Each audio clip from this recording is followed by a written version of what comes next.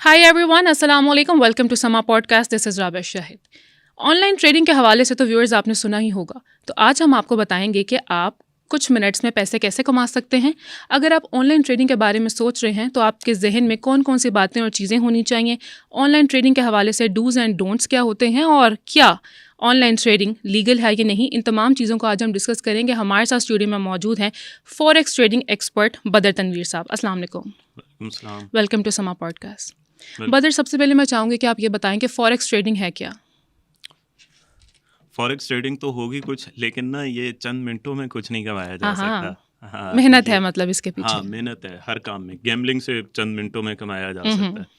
अच्छा, forex trading जो है ना, इसमें ही है, ये बेसिकली एक्सचेंज करेंसी में ट्रेड होती है। और सिर्फ करेंसी की एक्सचेंज में ट्रेड नहीं होती, कमोडिटीज़ और करेंसी, जैसे आप गोल्ड को डॉलर की एक्सचेंज के साथ ट्रेड कर सकते हैं, यूरो को गोल्ड की एक्सचेंज के साथ ट्रेड कर सकते हैं, पाउंड यूरो हाँ। के साथ आप ट्रेड कर सकते हैं। बेसिकली कंसेप्ट सारा फाइनेंशियल मार्केट वाला ही है जो स्टॉक मार्केट में या शेयर मार्केट में यूज़ होता है, लेकिन इसमें चूंकि करेंसीज कमोडिटीज़ इन्वॉल्व हो जाती हैं तो इसलिए इसको फॉरेक्स ट्रेडिंग कहा जाता है। अच्छा, फॉरेक्स ट्रेडिंग तो एक प्लेटफॉर्म है, और भी प्लेटफॉर्म्स होंगे। मैं चाहूँगी कि आप वो भी बताएं कि फॉरेक्स ट्रेडिंग के अलावा कौन कौन सा प्लेटफॉर्म्स हैं। अच्छा, फॉरेक्स ट्रेडिंग ना दुनिया की सबसे बड़ी फाइनेंशियल मार्केट है ओके। वैसे, ठीक है। मतलब इसके अलावा क्रिप्टो है, स्टॉक मार्केट है, शेयर बाइनेंस मार्केट भी है। है। हाँ, अब बाइनांस ना बेसिकली एक प्लेटफॉर्म है क्रिप्टो ट्रेडिंग का। तो इसमें अब फिर जो फर्दर मार्केट्स हैं, स्टॉक शेयर मार्केट्स के आगे फर्दर मार्केट्स, फिर इंडियन स्टॉक मार्केट जैसे हम कहेंगे, न्यूयॉर्क स्टॉक मार्केट कहेंगे, हम लंदन स्टॉक मार्केट कहेंगे, फिर इस तरह से वो सब कैटेगरीज उसकी डिवाइड होती जाती हैं। लेकिन ये जो फॉरेक्स मार्केट है, ये ग्लोबली ट्रेड होती है, बैंक्स का एक पूल है पूरा क्रिएटेड है, और बेसिकली ये बैंक्स का काम था। ओके। और लेकिन ये है कि अब तो इसे रिटेल ट्रेड भी किया जा रहा है। रिटेल ट्रेड से मुराद ये है कि हम जैसे आम लोग भी इसे ट्रेड कर सकते हैं। अच्छा, अगर एक कोई न्यू पर्सन है, वो ऑनलाइन ट्रेडिंग स्टार्ट करना चाह रहा है, तो ऑब्वियसली ही और शी इज़ अ बिगनर, तो उनके माइंड में सबसे पहली चीज़ क्या होनी चाहिए? अच्छा मतलब देखें, कोई भी काम जब आप स्टार्ट करते हैं ना, तो सबसे पहली चीज़ तो यही होनी चाहिए कि आपने सीखना है। सीखे बगैर कोई भी काम नहीं हो नहीं सकता। होता। हाँ, फिर एक चीज़ हमें गलत दिखाई जाती है यहाँ पे कि अगर कोई इंस्टाग्राम पर या कोई यूट्यूब पे या फेसबुक पे या कहीं पर भी अगर कोई लैम्बोर्गिनीज देख कर आया है या रोल रॉयस देख कर आया है, तो वो जो है ना, या तो वापस चला जाए, अपना कॉन्सेप्ट ठीक करे और हाँ, हाँ। दोबारा से आए। उसकी रीज़न ये है कि यहाँ पर ना मोर देन 90% रिटेलर्स लॉस करते हैं। उसकी रीज़न ये होती है, फिर जितनी भी उनकी जमा पूंजी होती है वो सीखे बगैर आते हैं, गैम्बलिंग करते हैं। हाँ। उन्हें पता भी नहीं होता कि मैं गैम्बलिंग कर रहा हूँ या कर रही हूँ, और वो गैम्बलिंग करके अपने सारे पैसे उजाड़ देते हैं, ठीक है। और फिर उसके बाद वो सीखने की कोशिश कर रहे होते हैं। फर्स्ट स्टेप सीखने की तरफ होना चाहिए, मतलब उसमें आप कहीं से भी सीख सकते हैं, बहुत सारी चीज़ें हैं। मतलब प्राइस सेक्शन आप सीख लें, लिक्विडिटी कंसेप्ट सीख लें, स्मार्ट मनी कंसेप्ट सीख लें, बहुत सारी स्ट्रेटजीज हैं जो आप सीखते हैं कि जिनको सीख करके आपको ये ट्रेड करते हैं आप ये। फिर इसके अलावा एक चीज़ होती है बहुत अहम, उससे कहते हैं हम फंडामेंटल एनालिसिस।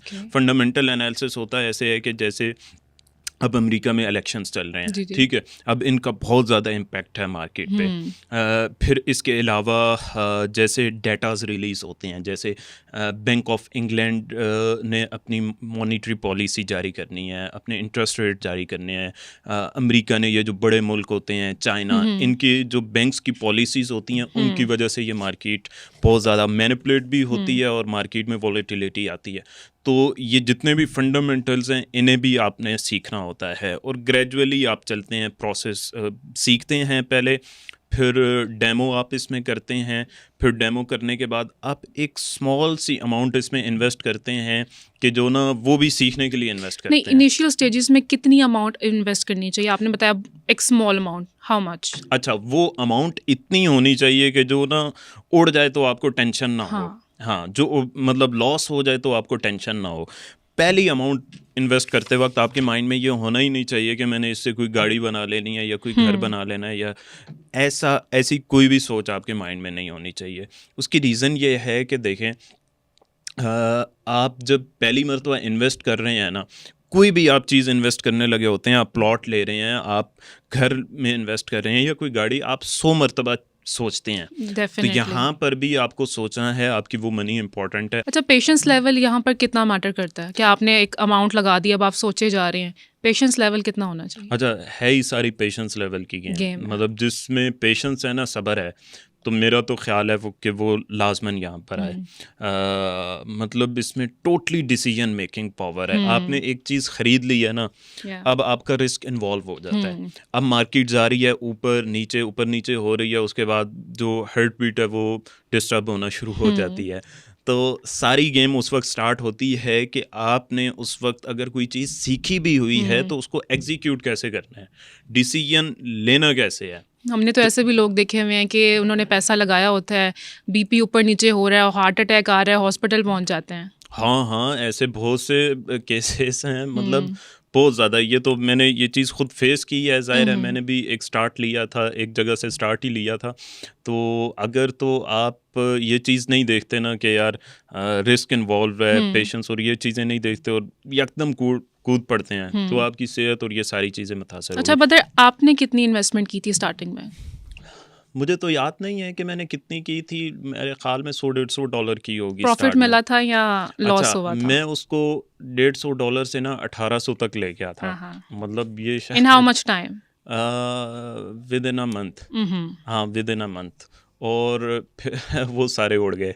अच्छा। तो हाँ, क्योंकि अब इसमें होता ये है कि वो चूंकि मैंने 1800 कर लिए थे एक मंथ में, और अब मैं ये सोच रहा था कि ये 100% ग्रोथ बनती है, मेरे ख्याल में 100% ग्रोथ हो चुकी है।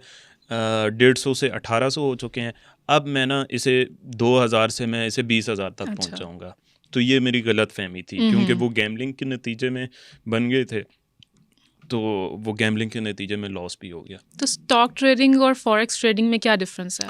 अच्छा, स्टॉक ट्रेडिंग जो है ना, स्टॉक एक कंपनी का स्टॉक होता है, ठीक है, एक कंपनी के स्टॉक में। और दूसरी तरफ है यहाँ पे, अगर हम आ जाएं पाउंड और डॉलर, ठीक है, ये फॉरेक्स का एक पेयर है। आप क्या समझ लेंगे, ये फॉरेक्स का एक स्टॉक है। अब पाउंड और डॉलर ये पूरी इकोनॉमीज को प्रेजेंट कर रही हैं, ठीक है, और स्टॉक प्रेजेंट कर रहा है सिर्फ एक कंपनी को। तो इसमें वॉलेटिलिटी ज़्यादा होती है, इसमें ट्रेड करके कमाने के चांसेस और गंवाने के चांसेस भी ज़्यादा होते हैं, जबकि स्टॉक जो है ना वो एक लॉन्ग टर्म इन्वेस्टमेंट के लिए यूज़ होता है। बाज़ औक़ात स्टॉक में भी बहुत ज़्यादा वॉलेटिलिटी आ जाती है, जैसे अभी इन 5-10 दिनों में टेस्ला से लोगों ने अरबों कमाए हैं। उसके पीछे भी मैं वो जो फंडामेंटल एनालिसिस वाली चीज़ कह रहा था, एक दोस्त ने $3.5 मिलियन बनाए हैं 5 से 6 दिनों में। ये कोई पाकिस्तानी अरब रुपए के करीब बनते हैं। वो इस तरह से कि अब एलॉन मस्क ने आलमोस्ट कोई $100-150 मिलियन, $100-110 मिलियन ट्रम्प की कैंपेन में लगाए हैं। अब ट्रम्प जीत गया। अब हुआ क्या कि ट्रम्प के जीतने के नतीजे में लोगों को पता है कि यार एलॉन मस्क की जो कंपनीज हैं उन्होंने ग्रो करना है, उनको सब्सिडी मिल सकती है, 100 चीज़ें हो सकती हैं, क्योंकि अब तो उसकी पार्टी जो है वो हुकूमत में आ चुकी है। तो टेस्ला को कोई $25-26 बिलियन की ग्रोथ मिली विद इन अ वीक। अब वो उस दोस्त ने कोई $5 से $6 लाख इन्वेस्ट किए थे और उसको $3 मिलियन का उस पर प्रॉफिट हुआ। हाँ, तो लेकिन ये बाजू का जो है ना, स्टॉक्स 2-2, 3-3 सालों में भी इतना वो नहीं कर रहे होते। अभी आपने बात की स्टॉक ट्रेडिंग और फॉरेक्स ट्रेडिंग की, और आज की एक खबर है जिसमें वकार ज़का ने 1 मिलियन प्रॉफिट कमाया है लेवरेज ट्रेडिंग के थ्रू। तो ये लेवरेज ट्रेडिंग क्या है? अच्छा, लेवरेज ट्रेडिंग का मैं तो वैसे मशवरा नहीं दूंगा। लेवरेज ट्रेडिंग होती है बेसिकली कि ना, आपके पास $1000 हैं, तो आपको ब्रोकर, कोई भी ब्रोकर है या क्रिप्टो एक्सचेंज है, वो आपको चांस दे देती है कि आप $1000 पे $1,00,000 वाली ट्रेड एग्जीक्यूट करें। अच्छा। इसमें बहुत ज़्यादा रिस्क इन्वॉल्व होता है। मतलब अगर आप 100% लेवरेज ले रहे हैं ना, तो इसमें 100% रिस्क इन्वॉल्व होता है। अगर आप 150% रिस्क लेवरेज ले रहे हैं तो उसमें रिस्क भी उतना इन्वॉल्व होता है। लेकिन अगर आपको इमोशंस कंट्रोल करना आती हैं, या आपको पता है कि ट्रेड किस तरह से करनी है, तो इसमें वो कहते हैं कि मोर रिस्क मोर प्रॉफिट। अच्छा, जैसे मैंने अभी स्टार्टिंग में अपने इंट्रो में बात की थी, इज इट लीगल? पाकिस्तान में फॉरेक्स ट्रेडिंग वैसे लीगल है। अच्छा। PMEX एक पाकिस्तान मर्केंटाइल एक्सचेंज है, लाहौर में मेरे ख्याल में उनका ऑफिस है, उनके नीचे बहुत सारे ब्रोकर्स हैं।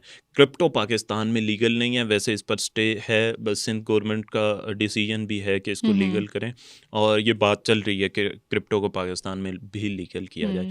लेकिन बहुत से मुस्लिम कंट्रीज़ में, दुबई, सऊदी अरब, कतर, मलाइशिया, इन सब मुल्कों में मैं घूमता रहता हूँ, वहाँ पे बिल्कुल लीगल है। वहाँ पे जैसे हमारे यहाँ बैंक्स होते हैं, वहाँ पर इस तरह से मतलब ऑफिसेज हैं, एक्सचेंजेस हैं, जहाँ पर जाकर आप क्रिप्टो देते हैं उन्हें, वो उसके बदले में आपको वहाँ कैश दे देते हैं। तो ये जो मुस्लिम कंट्रीज़ हैं, इवन कि सऊदी अरब, वहाँ पर भी फॉरेक्स जो है, फॉरेक्स लीगल है। तो पाकिस्तान में कौन कौन से प्लेटफॉर्म्स अवेलेबल हैं? पाकिस्तान में मैंने बताया PMEX है, इसके अलावा बहुत से इंटरनेशनल ब्रोकर्स भी पाकिस्तान में काम कर रहे हैं।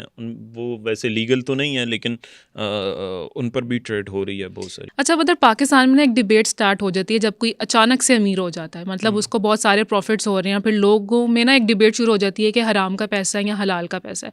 तो मुझे आप ये बताएं कि अगर आप ऑनलाइन ट्रेडिंग कर रहे हैं तो इज़ इट लाइक हराम और हलाल? अच्छा, ये तो एक ऐसी डिबेट है कि ये तो वैसे किसी मुफ्ती से पूछना चाहिए ये क्वेश्चन। लेकिन मैं ज़ाहिर है इस पे अच्छा भला काम कर चुका हूँ बीइंग अ मुस्लिम।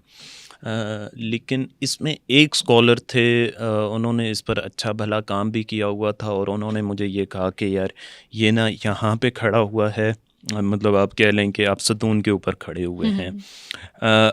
इसके जो लेफ़्ट साइड वाली चीज़ें हैं ये हलाल हैं, इसमें बहुत सारी चीज़ें हराम भी हैं। मतलब बहुत से ऐसे ब्रोकर्स हैं जिन पर आप ट्रेड कर रहे होते हैं, तो वहाँ पे स्वैप चार्ज हो रहा होता है, इंटरेस्ट लग रहा होता है, तो वो हराम है, ठीक है। लेकिन दुबई, सऊदी अरब, कतर, मलाइशिया, ये सब कंट्रीज़ मुस्लिम कंट्रीज़ हैं, यहाँ पर ये प्रॉपरली लीगली ट्रेड हो रहा है। तो इसका मतलब ये चूँकि मैं मुफ्ती नहीं हूँ, मैं एक ये क्वेश्चन रेज़ कर रहा हूँ, ये हलाल है तो मतलब ये खुलेआम वहाँ पे ट्रेड हो रही है, वहाँ पे ऑफिसेस मौजूद हैं, पाकिस्तान में भी ये लीगली ट्रेड हो रहा है।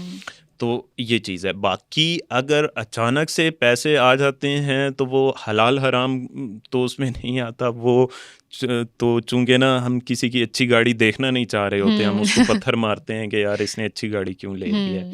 तो वो तो जो भी ज़्यादा पैसे कमाता है, तो वो हलाल हो या हराम हो, तो हम यही कहते हैं कि यार इन्हें ना कोई हराम कम कीता है, कोई तरीका अपनाया 2 नंबर। हाँ, कोई 2 नंबर तरीका अपनाया हो। होता बताऊँ क्या है? होता ये है कि तुक्के में हो गया है, बस कोई ख़ास सलाहियत तो नहीं थी, बस तुक्के में हो गया।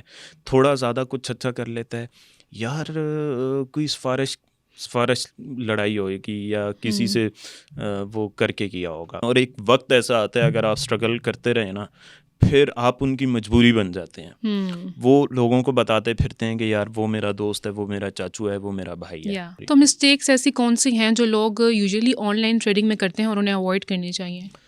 एक बहुत बड़ी मिस्टेक है कि इब्तदा में लोग आते हैं, क्योंकि वॉलेटाइल मार्केट है, मूव कर रही है, या ऊपर मूव कर रही है या नीचे मूव कर रही है, तो आपने $100 या $500 इब्तदा में इन्वेस्ट किए हैं, वो बाज़ों का डबल हो जाते हैं या डबल से भी ज़्यादा उसमें प्रॉफिट हो जाता है। अब हम क्या करते हैं कि हम कहते हैं कि यार $500 इन्वेस्ट किए थे, 1000 हो गए। इधर मैंने ना $5000 इन्वेस्ट किए होते तो 10,000 हो चुके होते।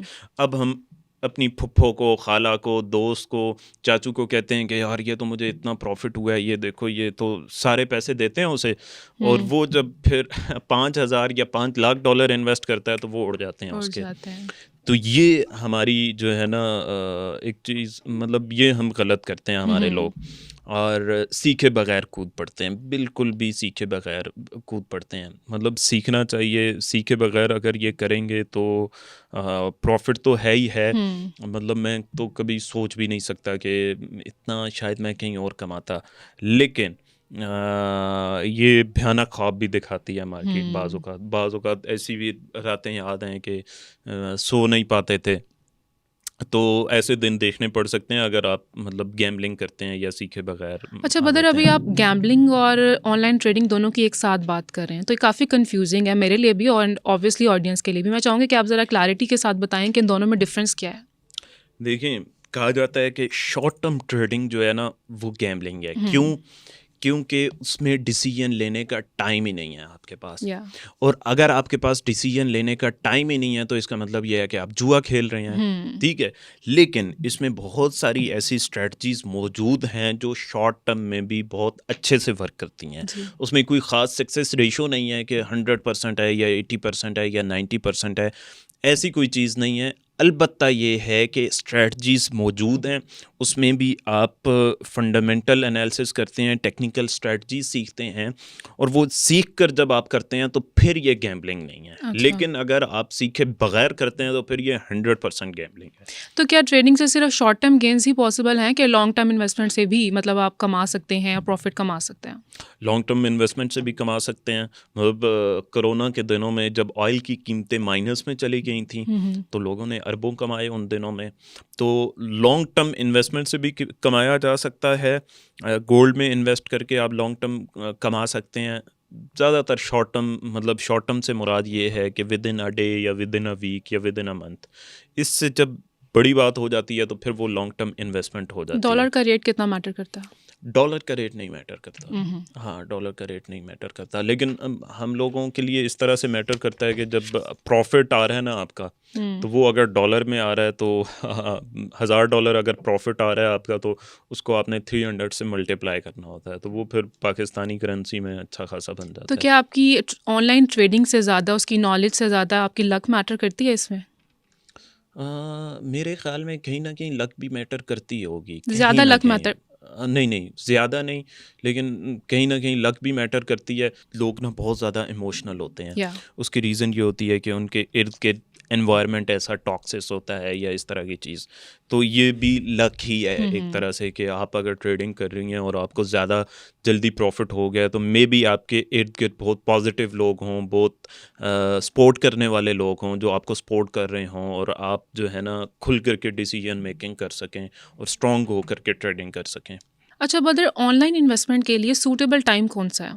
मतलब क्या टाइम आपको देखना चाहिए, या कोई डेज होते हैं मंथ के स्टार्ट में या मंथ के एंड में? अच्छा, इसमें ना ऑनलाइन ट्रेडिंग, अगर आप फॉरेक्स की या क्रिप्टो की बात करेंगे ना, स्पेशली फॉरेक्स की, तो इसमें सेशंस होते हैं। सेशन इस तरह से होते हैं कि एशियन सेशन होता है एक। एशियन सेशन से मुराद ये कि जिसमें एशियन बैंक्स ओपन होते हैं, बड़ी इकॉनमीज़ वाले, टोक्यो, हांगकांग, चाइना, इंडिया। ये इसमें जब ट्रेड कर रहे होते हैं तो इसे एशियन टाइमिंग कहते हैं। ये सुबह का वक्त होता है पाकिस्तान को अगर देखें।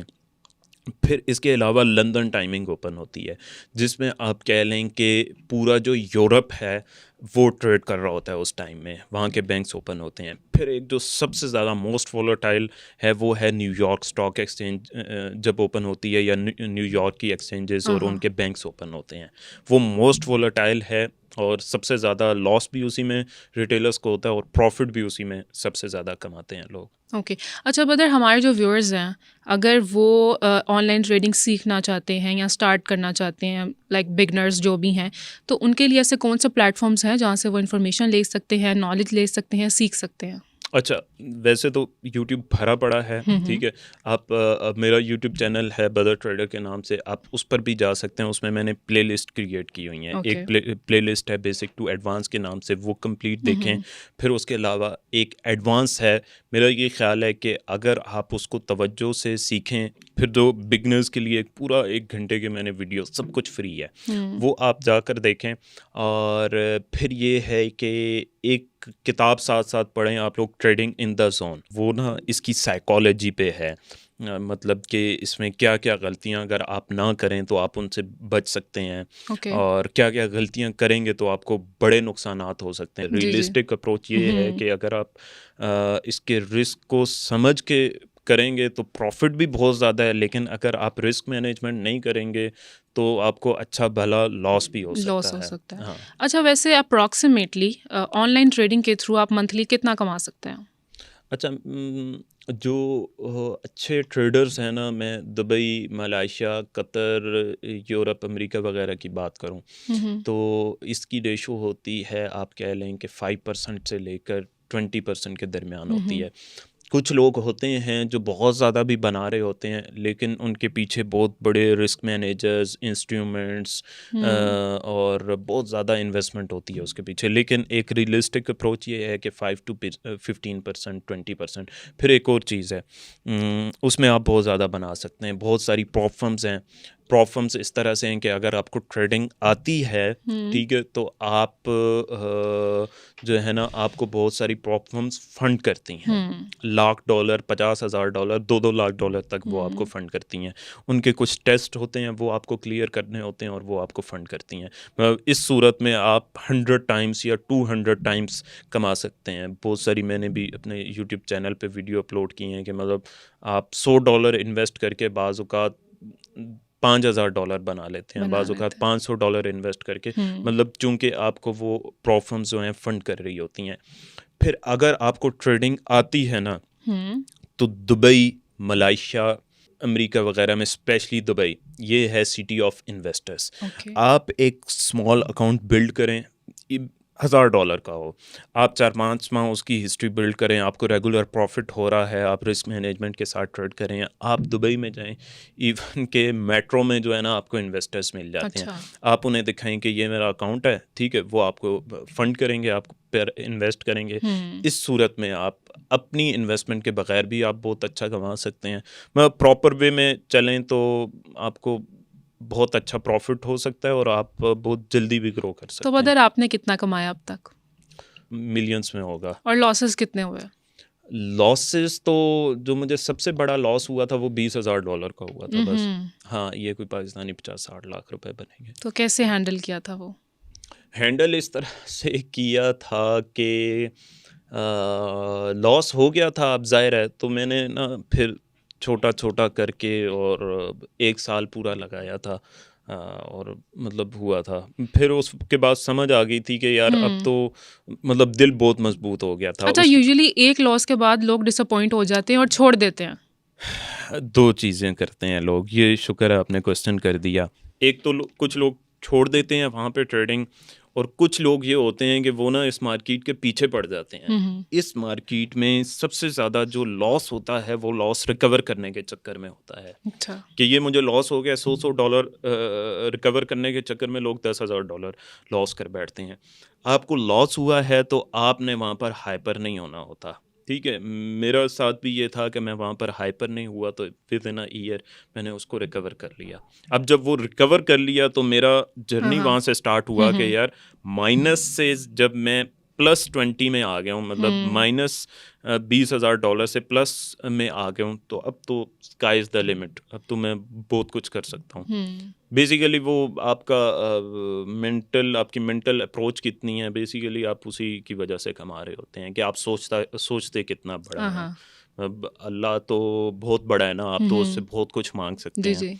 आप एक तरीके से चलें तो जाहिर है फिर अल्लाह आपको देता है डेफिनेटली। अच्छा बदर, बिटकॉइन जो है वो 80,000 को क्रॉस कर चुका है, तो ये अभी मज़ीद ऊपर जाएगा या नहीं? इसमें ऊपर जा भी सकता है और जाएगा ऑब्वियसली, लेकिन इसमें जो मुझे एक चीज़, मतलब ऑब्वियस कोई बात नहीं कही जा सकती। लोग इस वक्त मार्केट में बेहिसाब र्यूमर्स हैं कि बिटकॉइन 1 लाख को टच करेगा और ये सारी चीज़ें, लेकिन मैं इसमें एक और चीज़ देख रहा हूँ। मैंने भी बिटकॉइन ख़रीदा हुआ है, लेकिन उसमें ऑलमोस्ट 80% में आउट हो चुका है। अब इसमें ये है कि बिटकॉइन जिस जगह पर मौजूद है ये है ऑल टाइम हाई। और इसमें जो बड़ा प्लेयर है ना, वो क्या करता है, वो उसने अगर 40,000 से बाय किया हुआ है ना और मार्केट 80,000 पे पहुंच चुकी है, अब उसने प्रॉफिट लेकर आउट भी होना होता है, ठीक है। अब उसने प्रॉफिट भी गेन करना है। अब इसमें ये चलता है कि ज़ाहिर है उसने जब प्रॉफिट लेकर आउट होना है तो उसने वो बेचनी है वो चीज़। अब वो बेचेगा तो किन लोगों को बेचेगा? वहाँ पर ज़ाहिर है कोई ख़रीदने वाले होंगे तो वो उन्हें बेचेगा। अब वहाँ पर ये लोग र्यूमर्स क्रिएट करते हैं, जो बड़ा प्लेयर है जिसकी बिलियंस ऑफ डॉलर्स में इन्वेस्टमेंट होती है, वहाँ पे र्यूमर्स क्रिएट करते हैं कि बाय करो, अब मार्केट बहुत ही ऊपर जाने वाली है। वहाँ पे रिटेल ट्रेडर बाय करता है और मार्केट वहाँ से नीचे आ जाती है। ये मौका नहीं है बाय करने का। क्यों? क्योंकि मार्केट ऑलरेडी हाई पे है। मार्केट जब करेक्शन कर रही होती है, यानी कि मार्केट एक लोअर पॉइंट पे होती है, वहाँ अगर आपको बाय करनी होती है। बिटकॉइन अगर नीचे आती है ज़रूर बाय करें। आई डोंट थिंक सो कि this is the time to buy bitcoin. Well, thank you so much, Padar, for coming. It was a very informative podcast. Thank you so much. And until next time, bye bye.